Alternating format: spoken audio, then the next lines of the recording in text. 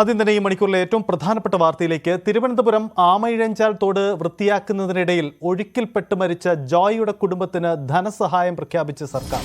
മുഖ്യമന്ത്രിയുടെ ദുരിതാശ്വാസ നിധിയിൽ നിന്നും ജോയിയുടെ അമ്മയ്ക്ക് 10 ലക്ഷം രൂപ അനുവദിക്കാൻ മന്ത്രിസഭാ യോഗം തീരുമാനിച്ചു. ജോയിയുടെ കുടുംബത്തിന് കോർപ്പറേഷനും വീട് വെച്ച് നൽകുമെന്ന് മേയർ ആര്യ രാജേന്ദ്രനും പറഞ്ഞു. ഇതിനായി സർക്കാരിന്റെ അനുമതിയും തേടിയിട്ടുണ്ട്. ജോയിയുടെ കുടുംബത്തിന് 10 ലക്ഷം രൂപ ധനസഹായവും നൽകും. സംസ്ഥാന സർക്കാർ പ്രഖ്യാപിച്ച ധനസഹായത്തിന് പുറമെയാണ് കോർപ്പറേഷനും ധനസഹായം പ്രഖ്യാപിച്ചത്. വി അരുൺ ചേരുന്നു. അരുൺ, വളരെ പ്രധാനപ്പെട്ട തീരുമാനമാണ് ഉണ്ടാവുന്നത്. ഒന്ന് മന്ത്രിസഭാ യോഗമാണ്, മറ്റൊന്ന് കോർപ്പറേഷൻ എടുത്ത തീരുമാനമാണ്. എന്തായാലും ജോയിയുടെ കുടുംബത്തിന് കൈത്താങ്ങാകുന്നു എന്നതാണോ സാഹചര്യം?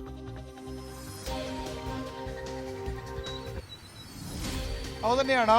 ആ ജീവന് പകരം ഒന്നും ആകില്ലെങ്കിലും ജോയിയുടെ തീർത്തും നിർധനരായ നിരാലംബരായ കുടുംബത്തിന് സർക്കാർ സഹായമാണ് ഇപ്പോൾ പ്രഖ്യാപിച്ചിരിക്കുന്നത്. സംസ്ഥാന സർക്കാർ 10 ലക്ഷം രൂപ മുഖ്യമന്ത്രിയുടെ ദുരിതാശ്വാസ നിധിയിൽ നിന്ന് സഹായം നൽകും. മന്ത്രിസഭാ യോഗമാണ് ആ പ്രധാനപ്പെട്ട തീരുമാനമെടുത്തത്. തിരുവനന്തപുരം നഗരസഭയുടെ കീഴിലുള്ള സ്ഥലത്താണ്, അല്ലെങ്കിൽ നഗരസഭയുമായി ബന്ധപ്പെട്ട മാലിന്യ നിർമ്മാർജ്ജനത്തിന് ഇറങ്ങിയ, അത് റെയിൽവേയുടെ ഭൂമിയിലാണെങ്കിൽ പോലും നഗരസഭയും ഉത്തരവാദിത്തം ഇപ്പോൾ ഏറ്റെടുക്കുകയാണ്. നഗരസഭ 10 ലക്ഷം രൂപ ധനസഹായം നൽകാൻ തീരുമാനമെടുക്കുന്നു. മാത്രമല്ല, ആ ധനസഹായത്തിന് പുറമെ ജോയിയുടെ കുടുംബത്തിന് വീട് വെച്ചെടുക്കുക. അവർക്ക് വീട് വളരെ പരിമിതമായ സാഹചര്യങ്ങളിലാണ് ആ വീടുള്ളത്. വഴിയില്ലാത്ത സ്ഥലമാണ്. പക്ഷേ ആ അമ്മയ്ക്ക്, ജോയിയുടെ അമ്മയ്ക്ക് വീട് വെച്ച് നൽകുമെന്ന് മേയർ പ്രഖ്യാപിക്കുകയാണ്. നഗരസഭയുടെ പരിധിയിലല്ല ആ സ്ഥലമുള്ളത്, മാരായമുട്ടത്താണ്. നെയ്യാറ്റിൻകര മുനിസിപ്പാലിറ്റിക്കുള്ള പ്രദേശമാണ്. അതുകൊണ്ട് തന്നെ അവിടെ വീട് വെച്ച് നൽകണമെങ്കിൽ, നഗരസഭ വെച്ച് നൽകണമെങ്കിൽ സാങ്കേതികമായ നിയമപരമായ തടസ്സങ്ങളുണ്ട്. അത് മറികടക്കാൻ സർക്കാരിനെ സമീപിക്കുമെന്നും മേയർ വ്യക്തമാക്കുന്നു. അങ്ങനെ സർക്കാരിന്റെ ധനസഹായം 10 ലക്ഷം, നഗരസഭ 10 ലക്ഷം, 20 ലക്ഷം രൂപ ഇതിനകം ധനസഹായം പ്രഖ്യാപിച്ചു കഴിഞ്ഞു. വീട് വെച്ച് നൽകുന്ന പ്രഖ്യാപനവും തിരുവനന്തപുരം മേയർ ആര്യ രാജേന്ദ്രൻ നടത്തിയിട്ടുണ്ട്. മാത്രമല്ല, റെയിൽവേയുടെ ഭാഗത്ത് നിന്ന് സഹായം നൽകണമെന്ന ആവശ്യം ശക്തമാവുകയാണ്. ഈ ആവശ്യം ഉന്നയിച്ചുകൊണ്ടാണ് ഡിവൈഎഫ്ഐ റെയിൽവേ സ്റ്റേഷനിലേക്ക് മാർച്ച് നടത്തിയത്. 50 ലക്ഷം രൂപ അടിയന്തര ധനസഹായം നൽകണമെന്നാണ് ഡിവൈഎഫ്ഐയുടെ ആവശ്യം. അതാണ് സാഹചര്യം. എന്തായാലും റെയിൽവേ കൂടി സഹായധനം പ്രഖ്യാപിക്കണമെന്ന ആവശ്യം കോൺഗ്രസും CPM-ഉം ഉന്നയിക്കുന്നുണ്ട്. കാരണം റെയിൽവേയുടെ സ്ഥലത്താണ്, റെയിൽവേയുടെ കരാർ ജീവനക്കാരൻ്റെ ഭാഗമായിട്ടാണ് ജോയ് ആ തൊഴിലെടുത്ത് വന്നത് എന്നതാണ് സാഹചര്യം. ഇതേ വിഷയത്തിൽ തന്നെ മറ്റൊരു വിവാദവും കൊഴുക്കുകയാണ്. ഈ ജോയിയുടെ മരണത്തിന് ഉത്തരവാദി ആര് എന്നതിന് രാഷ്ട്രീയ വിവാദം തുടരുകയാണ്. മേയർ ആര്യ രാജേന്ദ്രൻ രാജി ആവശ്യപ്പെടുകയാണ് BJP കൗൺസിലർമാർ. മേയറുടെ ഓഫീസ് അവർ ഉപരോധിച്ചു. ശക്തമായ പ്രതിഷേധമാണ് ഓഫീസിന് മുന്നിൽ BJP പ്രവർത്തകർ നടത്തുന്നത്.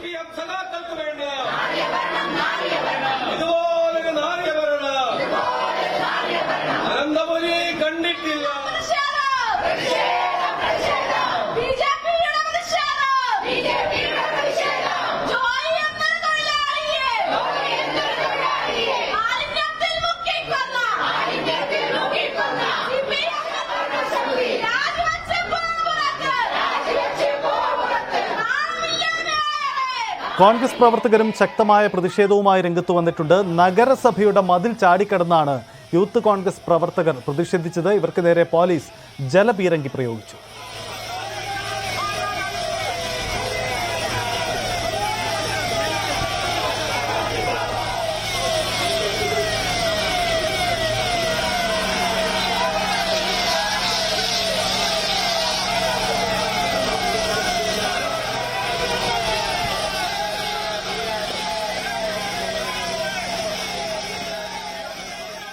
യൂത്ത് ലീഗും പ്രതിഷേധ രംഗത്തുണ്ട്. മതിൽ ചാടിക്കടന്ന് പ്രതിഷേധിച്ച യൂത്ത് ലീഗ് പ്രവർത്തകരെ പോലീസ് അറസ്റ്റ് ചെയ്തു നീക്കി. റെയിൽവേയാണ് ഉത്തരവാദി എന്ന് ആരോപിച്ച് റെയിൽവേ സ്റ്റേഷനിലേക്ക് മാർച്ച് നടത്തിയ ഡിവൈഎഫ്ഐ റെയിൽവേ ഉദ്യോഗസ്ഥർക്കെതിരെ കൊലക്കുറ്റത്തിന് കേസെടുക്കണമെന്നും ആവശ്യപ്പെട്ടിട്ടുണ്ട്. രക്ഷാപ്രവർത്തനം നടക്കുമ്പോൾ പോലും ഉന്നത ഉദ്യോഗസ്ഥർ തിരിഞ്ഞു നോക്കിയില്ല. 50 ലക്ഷം രൂപ അടിയന്തര നഷ്ടപരിഹാരം നൽകിയില്ലെങ്കിൽ ഉദ്യോഗസ്ഥരെ വഴിയിൽ തടയുമെന്നും ഡിവൈഎഫ്ഐ പറയുന്നു.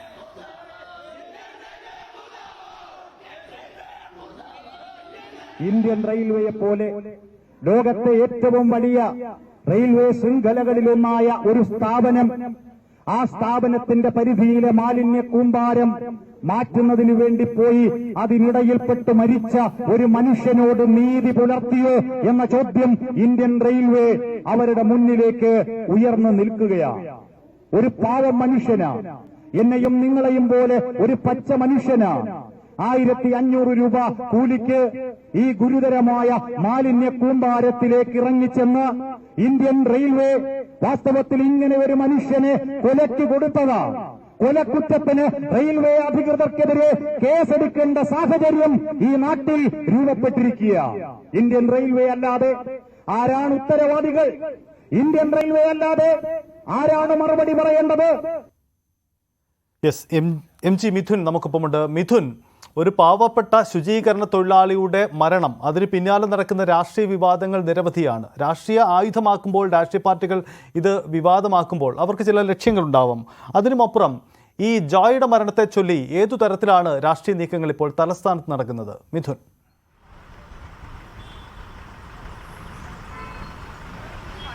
സജിത്ത്, ജോയിയുടെ മരണത്തെ ചൊല്ലി ഇപ്പോൾ വലിയ രീതിയിലുള്ള പ്രതിഷേധം ശക്തമാവുകയാണ്. ഒരു ഇടവേളയ്ക്ക് ശേഷം നേരത്തെ കത്ത് വിവാദത്തെ തുടർന്ന് വലിയ രീതിയിൽ കോർപ്പറേഷൻ ഏകദേശം 1 മാസത്തോളം വലിയ രീതിയിൽ സ്തംഭനാവസ്ഥയിലായിരുന്നു. വലിയ പ്രതിഷേധങ്ങൾക്ക് അന്ന് സാക്ഷ്യം വഹിക്കുകയും ചെയ്തു. അതിന് പിന്നാലെയാണ് ഇപ്പോൾ ഒരു ഇടവേളയ്ക്ക് ശേഷം വീണ്ടും വലിയ പ്രതിഷേധങ്ങൾക്ക് തിരുവനന്തപുരം നഗരസഭ ഇപ്പോൾ സാക്ഷ്യം വഹിക്കുന്നത്. രാവിലെ 8:30യോടുകൂടി BJP കൗൺസിലർമാർ നഗരസഭയ്ക്ക് അകത്തേക്കെത്തി. തുടർന്ന് സെക്രട്ടറിയുടെയും ഒപ്പം തന്നെ മേയറുടെയും ഓഫീസിന് മുന്നിൽ കുത്തിയിരുന്ന ആ ഓഫീസ് ഉപരോധിക്കുകയും ഒപ്പം തന്നെ ഇരുവരെയും അകത്തേക്ക് പ്രവേശിപ്പിക്കില്ല എന്ന നിലപാടെടുത്തു. മേയർ രാജിവെക്കണമെന്നുള്ള ആവശ്യം BJP കൗൺസിലർമാർ ഉയർത്തുകയായിരുന്നു ചെയ്തത്. ഒപ്പം തന്നെ വിവിധ ഫണ്ട്, അതായത് സർക്കാർ അനുവദിക്കുന്ന ഫണ്ട്, കേന്ദ്രം അനുവദിച്ചിട്ടുള്ള ഫണ്ട്, ഇതെല്ലാം തന്നെ മേയർ തട്ടിയെടുത്തു. അത് പാഴാക്കി കളയുകയും ചെയ്തു. അത്തരത്തിൽ പദ്ധതി നിർവഹണത്തിൽ വലിയ രീതിയിൽ വീഴ്ച പറ്റി. മാലിന്യ സംസ്കരണവുമായി ബന്ധപ്പെട്ട്, മാലിന്യം നീക്കം ചെയ്യുന്നതുമായി ബന്ധപ്പെട്ട കൃത്യമായ ഇടപെടൽ നഗരസഭയുടെ ഭാഗത്തുനിന്നും ഉണ്ടായില്ല.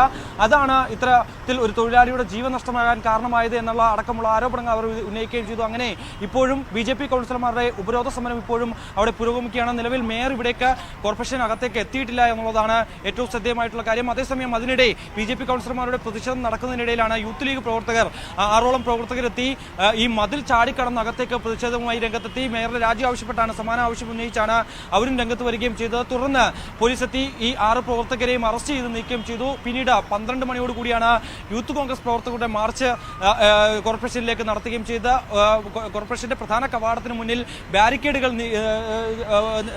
ഇട്ടുകൊണ്ട് ബാരിക്കേഡുകൾ ഉയർത്തി പോലീസ് അതിനെ നേരിടാൻ ശ്രമിച്ചുവെങ്കിൽ പോലും തന്നെ വലിയ പ്രവർത്തകരുടെ വലിയ പ്രതിഷേധത്തിനാണ് സാക്ഷ്യം വഹിച്ചത്. നിരവധി തവണ പ്രവർത്തകർക്ക് നേരെ പോലീസ് ജലപീരങ്കി ഉയർത്തുകയും ചെയ്തു. പക്ഷേ അപ്പോഴും ഒരു സംയമനം പോലീസ് പാലിക്കുകയും ചെയ്തു. കാരണം മറ്റൊരു തരത്തിലേക്ക് വലിയ രാഷ്ട്രീയ കൊള്ളക്കം സൃഷ്ടിച്ച ഒരു വിഷയം കൂടിയാണ്. അതുകൊണ്ട് തന്നെ മറ്റൊരു തലത്തിലേക്ക് പോകാതിരിക്കുന്നതിന് വേണ്ടി പോലീസ് പൂർണ്ണമായും സംയമനം പാലിക്കുകയും ജലപീരങ്കി ഒഴിച്ച് മറ്റു നടപടികളിലേക്ക് പോലീസ് കടക്കുകയും ചെയ്യില്ല. സാധാരണഗതിയിൽ ഇത്രയും രീതിയിൽ വലിയ രീതിയിൽ പ്രവർത്തകർ ബാരിക്കേഡുകൾ തള്ളിയിടാൻ ശ്രമിക്കുന്ന വേളയിൽ മറ്റ് നടപടിയിലേക്ക് കടക്കാറുണ്ട്. പക്ഷേ പോലീസ് എന്തോ ഇന്ന് ഒരു സംയമനം പാലിക്കുകയും ചെയ്തു. അതിനുശേഷമാണ് പ്രവർത്തകർ, 2 വനിതാ പ്രവർത്തകർ ഉൾപ്പെടെ 6 പ്രവർത്തകർ ഈ കോമ്പൗണ്ടിലേക്ക് മതിൽ ചാടി കടക്കുകയും ചെയ്തു. തുടർന്ന് വളരെ പണിപ്പെട്ടാണ് പോലീസ് ഉദ്യോഗസ്ഥർ ഇവരെ ഇവിടെ നിന്ന് അറസ്റ്റ് ചെയ്ത് നീക്കുകയും ചെയ്തു. ആ ദൃശ്യങ്ങളിൽ കാണുന്ന പോലെ തന്നെ വലിയ പ്രതിഷേധം തലസ്ഥാനത്തെ കോർപ്പറേഷന് മുന്നിൽ അരങ്ങേറുന്നു എന്നുള്ളത് തന്നെയാണ്. എന്തായാലും നിലവിൽ സംഘർഷാവസ്ഥകൾക്കെല്ലാം തന്നെ അയവ് വന്നിട്ടുണ്ട്. പ്രതിഷേധം തുടരാൻ തന്നെയാണ് BJPയുടെ തീരുമാനം. അതേസമയം DYFIയും സമാന ആവശ്യം ഉന്നയിച്ചുകൊണ്ട്, അതായത് ഇവിടെ കോർപ്പറേഷനെതിരെയാണ് പ്രതിപക്ഷ സംഘടനകൾ സമരം ചെയ്യുന്നതെങ്കിൽ DYFI ഇതിന് അനാസ്ഥയാണ്, ഈ അനാസ്ഥയ്ക്ക് പിന്നിൽ, ഈ വീഴ്ചയ്ക്ക് പിന്നിൽ റെയിൽവേ ആണ് എന്ന് ആരോപിച്ചുകൊണ്ടാണ് റെയിൽവേ സ്റ്റേഷനിലേക്ക് ഈ DYFIയുടെ നേതൃത്വത്തിൽ മാർച്ച് നടത്തുകയും ചെയ്ത് ആ പ്രതിഷേധത്തിൽ അവർ പ്രധാനമായും ഉന്നയിച്ചത് ഈ രക്ഷാപ്രവർത്തനം നടക്കുന്ന സമയത്ത് ഉന്നത ഉദ്യോഗസ്ഥരൊന്നും തന്നെ അവിടേക്ക് തിരിഞ്ഞു നോക്കിയില്ല, വേണ്ട ഇടപെടൽ നടത്തിയില്ല തുടങ്ങിയ ആരോപണങ്ങൾ അവർ ഉന്നയിക്കുന്നു. അതുകൊണ്ട് തന്നെ ഉദ്യോഗസ്ഥർക്കെതിരെ കൊലക്കുറ്റത്തിന് കേസെടുക്കണം. കൂടാതെ തന്നെ ജോയിയുടെ കുടുംബത്തിന് 50 ലക്ഷം രൂപ നഷ്ടപരിഹാരം ഉടൻ അനുവദിക്കാൻ റെയിൽവേ തയ്യാറാകണം. അല്ലെങ്കിൽ ഉദ്യോഗസ്ഥരെ വഴിയിൽ തടയുന്നതടക്കം ഉള്ള ഒരു നിലപാടിലേക്ക്, അല്ലെങ്കിൽ അത്തരത്തിലൊരു കാര്യത്തിലേക്ക് കൂടി DYFI കടക്കുന്നു എന്നുള്ളത് തന്നെയാണ്. എന്തായാലും ജോയിയുടെ മരണത്തിന് ആരാണ് ഉത്തരവാദി എന്നുള്ള കാര്യത്തിൽ പ്രതിപക്ഷവും ഒപ്പം തന്നെ ഭരണപക്ഷവും തമ്മിൽ നേർക്കുനേർ നിൽക്കുന്നു. അതായത് ഭരണപക്ഷം പറയുന്നത് റെയിൽവേ ആണ് ഇതിന്റെ അനാസ്ഥയ്ക്ക് പിന്നിൽ, അവരാണ് ഇതിന്റെ ഉത്തരവാദി, അവിടുത്തെ ക്ലീൻ പ്രോസസ് നടത്തേണ്ടത് റെയിൽവേ തന്നെയാണ്, ഇത്തരത്തിൽ കരാർ തൊഴിലാളികളെ നിയമിച്ചതും അതിലേക്ക് ഇറക്കിയതും റെയിൽവേ ആണ്, അന്ന് സുരക്ഷാ ക്രമീകരണങ്ങൾ അല്ലെങ്കിൽ സുരക്ഷയുടെ ഭാഗമായി എന്തെങ്കിലും തരത്തിൽ വീഴ്ച പറ്റിയത് ഉണ്ട് എങ്കിൽ അത് റെയിൽവേയുടെ ഭാഗത്തു നിന്നാണ്, അതിൽ റെയിൽവേ ആണ് കുറ്റം ചാരിക്കൊണ്ട് സർക്കാർ നേതൃത്വം പറയുന്നതെങ്കിൽ അതേസമയം പ്രതിപക്ഷം പറയുന്നത് കോർപ്പറേഷനാണ് ഇത്തരത്തിൽ വീഴ്ച പറ്റിയിട്ടുള്ളത്. കാരണം അവർ ചൂണ്ടിക്കാണിക്കുന്ന പ്രധാനപ്പെട്ട കാര്യങ്ങൾ ഈ വേസ്റ്റ് ഒഴുകി വരുന്നത്, ഈ മാലിന്യങ്ങളെല്ലാം ഒഴുകി വരുന്നത് നഗര പ്രദേശങ്ങളിൽ നിന്നാണ്, വിവിധ ഭാഗങ്ങളിൽ നിന്നാണ്. ഈ ഭാഗങ്ങളിൽ നിന്ന് ഒഴുകി വരുന്ന വേസ്റ്റാണ് ഈ ടണൽ വഴി പോകുന്നതെന്നാണ്. അതിൽ റെയിൽവേക്ക് ഉത്തരവാദിത്തമില്ല. മുൻകാലങ്ങളിലൊക്കെ തന്നെ നഗരസഭയാണ് ഈ ക്ലീനിങ് പ്രോസസ് നടത്തിയിരുന്നത്. പക്ഷേ 2015-ലും 2018-ലും ഓപ്പറേഷൻ അനന്തയുടെ ഭാഗമായിട്ടാണ് 2015-ൽ അതിൻ്റെ ക്ലീനിങ് പ്രോസസ് നടത്തിയത്. പിന്നീട് 2018-ലും 2022-ലും നഗരസഭ തന്നെയാണ് ഇവിടെ വൃത്തിയാക്കുകയും ചെയ്തത്. 2023-ൽ പ്രത്യേക അഭ്യർത്ഥന പ്രകാരം മാത്രമാണ് ഈ ഒരു ക്ലീൻ ചെയ്യാൻ അല്ലെങ്കിൽ മാലിന്യം നീക്കം ചെയ്യാൻ റെയിൽവേ തയ്യാറായത്. പക്ഷേ നിരവധി തവണ കത്തുകൾ അയച്ചിട്ടുണ്ട് എന്നാണ് മേയർ പറയുകയും ചെയ്യുന്നത്. പക്ഷേ അതിനൊന്നും തന്നെ ഒരു അനുകൂല മറുപടി DRMന്റെ ഭാഗത്തുനിന്നോ അല്ലെങ്കിൽ ADRMന്റെ ഭാഗത്തുനിന്നോ ഉണ്ടായില്ല എന്നുള്ളത് തന്നെയാണ്. എന്തായാലും ജോയിയുടെ മരണത്തെ ചൊല്ലി ഇപ്പോഴും വിവാദങ്ങൾ കടക്കുകയാണ്. സഹിത ശുചീകരണ തൊഴിലാളി ജോയിയുടെ മരണത്തെ തുടർന്നുണ്ടായ രാഷ്ട്രീയ വിവാദങ്ങളും തലസ്ഥാനത്ത് സജീവമാണ്. കോർപ്പറേഷനിലേക്ക് BJPയും കോൺഗ്രസും നടത്തുന്ന മാർച്ചിന്റെ ആവശ്യം മേയറുടെ രാജിയാണ്. അതേസമയം റെയിൽവേയും ഈ വിഷയത്തിൽ ഗുരുതര വീഴ്ച വരുത്തിയെന്ന ആവശ്യം എന്ന നിലപാടെടുക്കുകയാണ് CPM-ഉം DYFIയും അടക്കമുള്ള സംഘടനകൾ.